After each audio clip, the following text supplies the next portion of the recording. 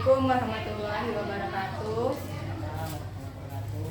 Bu, perkenalkan nama saya Rina Argila, mahasiswa semester 6 UT Pekanbaru.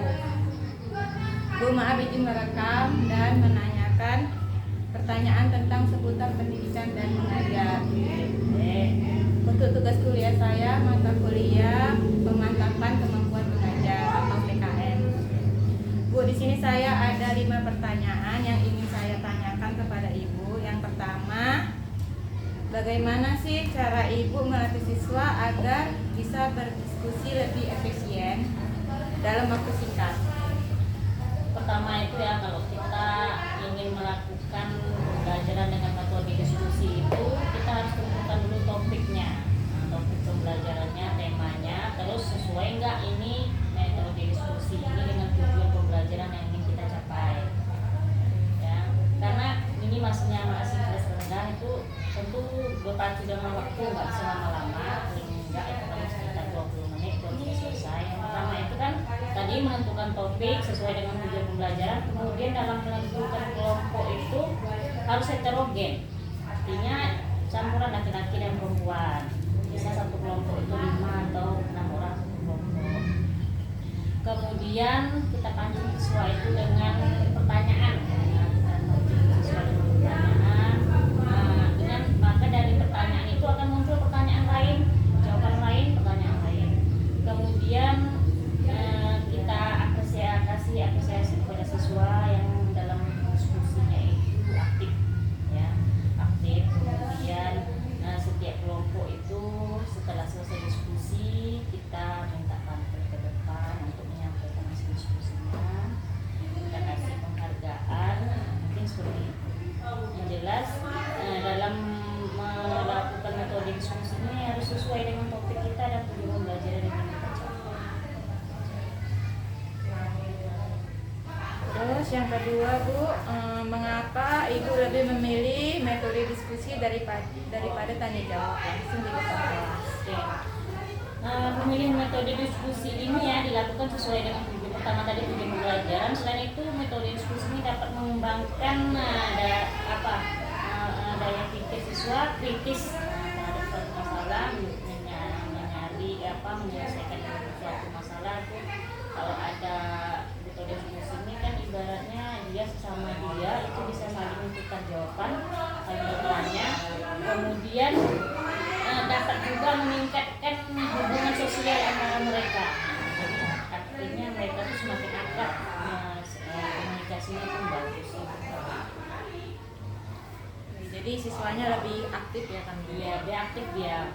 Kalau sama-sama kawan kita belajar ibaratnya itu sama tutor sebaya, sama-sama dia. Jadi dia bertanya itu dia tidak malu sama kawannya. Jadi dari itu kan menjadi pengalaman bagi mereka. Jadi jawaban mereka itu masing-masing itu kan berbeda-beda, bisa nanti dijadikan satu. Itu ibaratnya hasil belajarnya itu lengkap di sini, karena itu kami dulu belajarnya sama-sama satu kelompok. Jadi itu ingat, melekat pada ingatan mereka. Kemudian yang ketiga, Bu, bagaimana Ibu menyesuaikan strategi pembelajaran saat siswa tidak antusias? Biasa ya, di dalam diskusi kelompok itu kan terdiri dari 4 atau 5 orang itu mungkin nggak semuanya aktif di dalam itu. Pasti ada yang cuma diam aja. Nah, mungkin diamnya ini mungkin entah dia malu, takut untuk menyampaikan pendapat di dalam kelompok itu. Kita mendekati mereka, kita tanya, kita minta dia menyampaikan pendapatnya agar kita terima apa yang dia sampaikan, tidak boleh kita salahkan. Kita kasih apresiasi apa yang disampaikannya itu bagus. Jadi itu dengan seperti itu dia tidak takut lagi mengeluarkan pendapat. Mungkin yang tidak aktif itu karena dia malu sebetulnya, malu untuk mengeluarkan pendapat. Jadi supaya dia tidak malu, kita dekati dia, kita tanya, kita beri penghargaan atas jawabannya, kita bilang acungi jempol, bagus. Jadi dia tidak boleh menyalahkan apa yang dia sampaikan. Itu dengan seperti itu dia tidak ragu lagi mengeluarkan pendapat, dan mungkin di dalam kelompok itu bisa aktif juga dia perhatikan sama kawan-kawannya karena merasa dihargai. Kemudian Kemudian yang keempat Bu, bagaimana Ibu bisa percaya diri saat mengajar di kelas itu? Apakah kita harus menguasai materi agar bisa percaya diri? Ya, karena namanya guru, kita berhadapan dengan anak harus percaya diri. Nggak boleh pula kita minder pula sama anak-anak. Kita harus tunjukkan bahwa kita percaya diri, kita bisa. Mungkin seperti itu ya. Berdiri di depan kelas, di depan anak-anak itu harus dengan percaya diri. Sebelum tampil itu setidaknya sebelum kita mengajar itu kita harus menguasai materi dulu. Kita pelajari dulu apa yang akan kita ajarkan sama anak-anak itu. Kita pahami dulu apa yang kita sampaikan sama mereka. Jadi ibaratnya ketika kita ada di depan anak-anak, kita bisa lebih leluasa menyampaikan materi itu karena kita sebelumnya sudah kita pelajari. Oke Bu, pertanyaan yang terakhir yaitu apa motivasi Ibu untuk menjadi guru sekolah dasar? Motivasi yang pertama itu ingin kontribusi ya pada dunia pendidikan.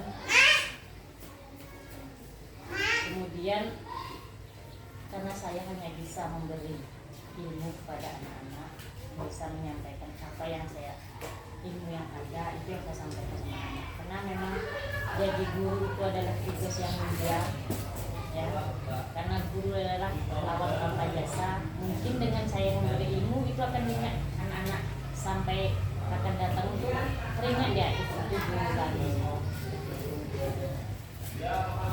Itu aja. Mungkin ada saran Ibu untuk Rina mengajar tadi masih belum kurang percaya diri. Iya. Sebetulnya Rina tadi pas tampil udah bagus ya. Cuma mungkin ya agak ada groginya, tidak masalah, namanya juga Rina belum berkecimpung di kelas itu belum lama, mungkin masih banyak belajar. Tapi untuk keseluruhan tadi udah bagus. Yang penting ketika ingin mengajar di kelas kita harus kuasai dulu materinya, kita pelajari dulu apa yang mau kita sampaikan. Tapi untuk keseluruhan bagus tadi. Iya. Oke, terima kasih Bu atas waktu dan jawabannya. Semoga saya juga seperti Ibu menerapkan kemampuan mengajar saya untuk mencerdaskan anak-anak saya. Dan seperti itu, sukses untuk guru di masa depan.